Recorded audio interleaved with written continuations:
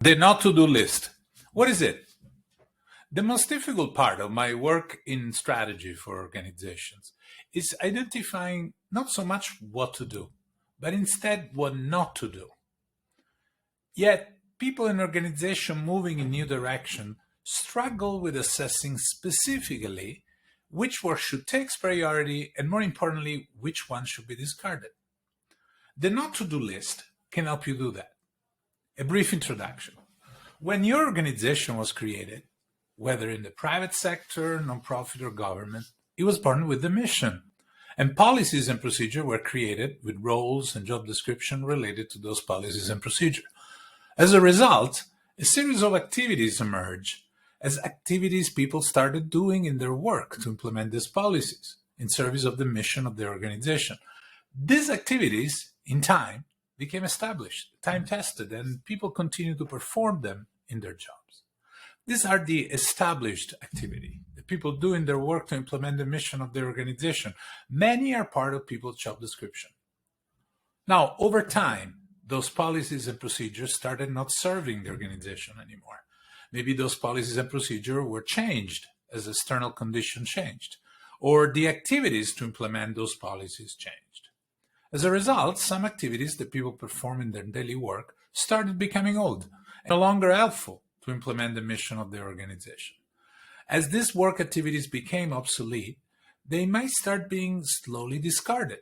Yes, they were still performed and part of people's tasks, but only because that work used to be helpful once.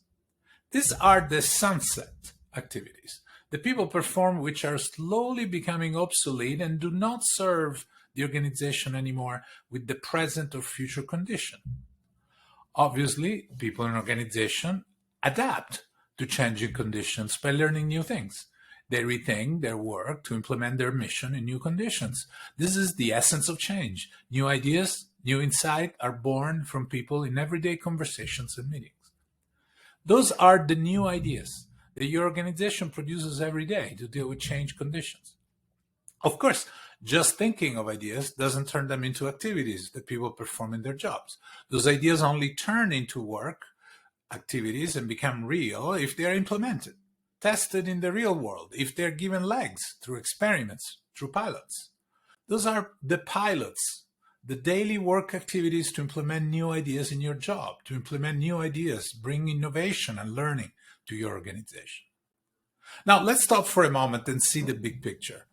What I'm saying here is that all work activities you perform in a week can be mapped into 4 different quadrants: the new ideas, the pilots, the established, and the sunset work activities. We unite those quadrants with a line to represent the fact that those activities are connected in a continuum. This way of seeing the work you perform any day is truly insightful, as it adds the idea of life cycle to work you take for granted.